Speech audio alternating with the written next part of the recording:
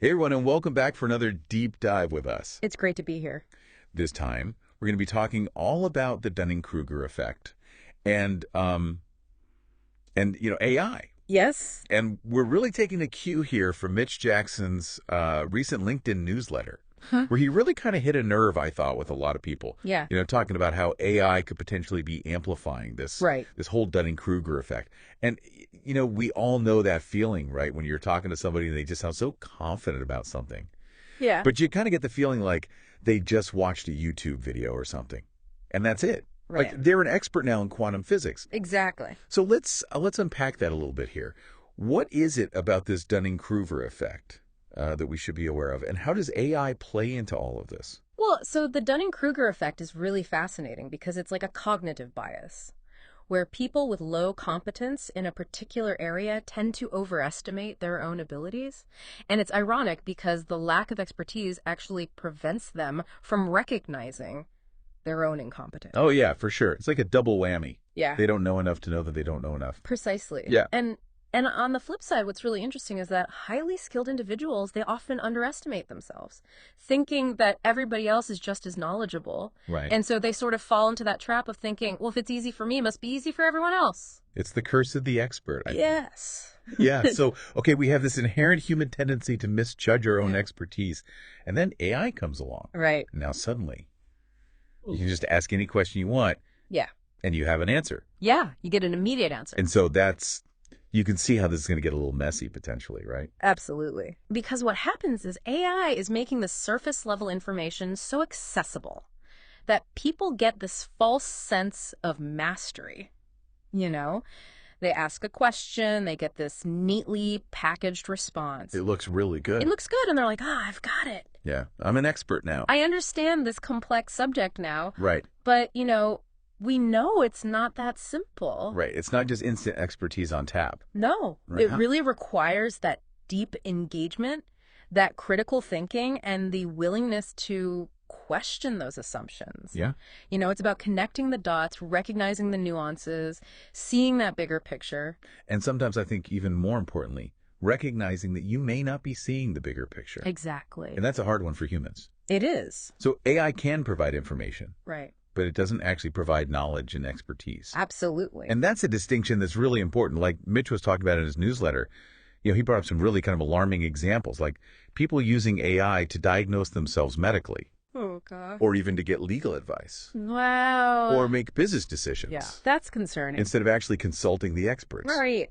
Right. And this is where it gets really dangerous. Absolutely. Because AI can process information. It can. But it doesn't have that intelligence piece. It doesn't have the critical thinking, the judgment, or the common sense that humans develop through experience. It can mimic, but it can't replicate that. Yeah. And so that's what we really need to keep in mind. It's not about saying AI is all bad. Right. It's about understanding where it falls short. Right. And using it responsibly as a tool. Exactly. And not trying to replace our own critical thinking skills. It's a tool, not a replacement. Yeah. And that's where this idea of the Dunning-Kruger effect and AI gets really interesting. Yeah. Because, we have to think about the implications for society as a whole. You know? That's not just an individual problem anymore, right? Right, exactly. I mean, we are just swimming in this sea of information. Right. Much of which is now being, generated by AI. So how do we even begin to sift through all of it without falling prey to this illusion, Yeah. instant expertise? Yeah, and I think it's really like what Mitch said in his newsletter. He said, AI isn't necessarily making us dumber, but it's definitely making it easier to sound smart. Right.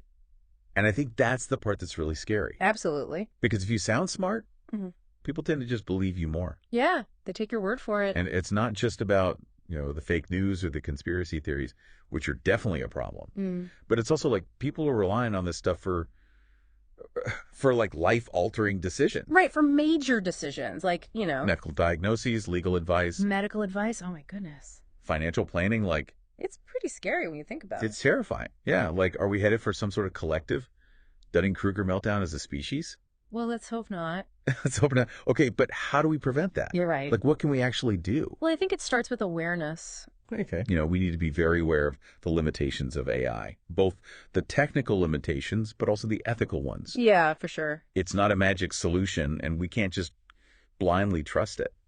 And I think to Mish's point, he was talking about this idea of cultivating a healthy skepticism, Yeah. which I really like. Yes. Like, don't just accept anything that AI spits out as gospel. Right. You need to do your own research. You need to ask questions and be willing to kind of dig a little bit deeper. Absolutely. And I would add to that the importance of seeking out diverse perspectives. Love that. Don't just rely on one single source of information. Especially not an algorithm, right? Especially not an algorithm. Yeah. Talk to experts. Yeah. Read books. Mhm. Engage in thoughtful discussions. Yeah. These are the things that help us broaden our understanding and avoid those cognitive pitfalls. Yeah, it's so easy to get stuck in that echo chamber, It is. especially, online, Right. where everything's just feeding you back what you already think you know. And if we only engage with information that confirms our existing beliefs, then are we really even thinking?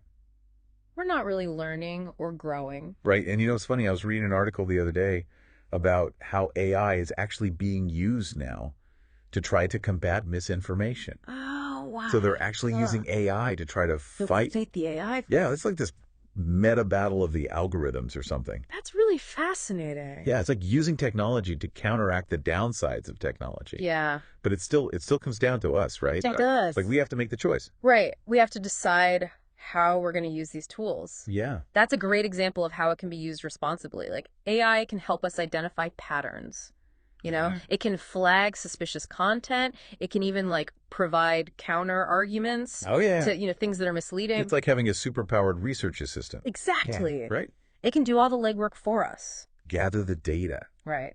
But ultimately, like you said, Yeah. we're the ones who have to make the decisions. Yeah. We have to make the call. Yeah. Yeah, it all comes back to that human element. Right. Even in this age of super advanced AI, we can't just outsource our critical thinking skills. You can't afford to lose that human element. Exactly. So as we start to wrap up our deep dive here into the Dunning-Kruger effect and the influence of AI, what are some of the things that you would say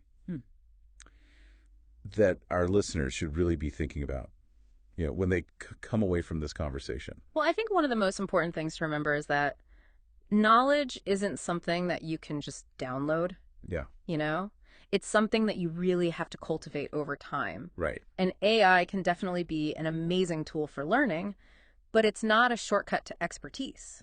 True understanding takes work, critical thinking, and a willingness to kind of sit with uncertainty sometimes. Oh, yeah. That's a good point. It's not always about having the answer right away. Right. It's okay to say, I don't know. Exactly. And then go figure it out. And be open to that process of discovery. Yeah. And, but Mitch also made a great point in his newsletter about the need for diverse perspectives. Yeah. It's so easy to get caught in that echo chamber, like we were saying. Absolutely. Especially online. Especially online. And if we only ever engage with information that confirms our existing beliefs, right, we're really not doing ourselves any favors, are we? Not at all. We need to be challenging our assumptions. Yeah. And, being open to the possibility of being wrong. Be willing to change your mind. Yeah. That's a big one. That's how we grow, right? Absolutely. It's like that saying, if everyone is thinking alike, then somebody isn't thinking. Right. And in the age of all this AI-generated content, yeah, it's more important than ever to be a discerning consumer of information. You have to ask yourself those questions like, where is this information coming from? What are the biases of the source? Right. And does it actually align with my own critical thinking and common sense? Yeah. I think what's really interesting to me is that AI is kind of like holding up a mirror to our own cognitive biases. I like that. The Dunning-Kruger effect shows us how easy it is to overestimate our understanding of something.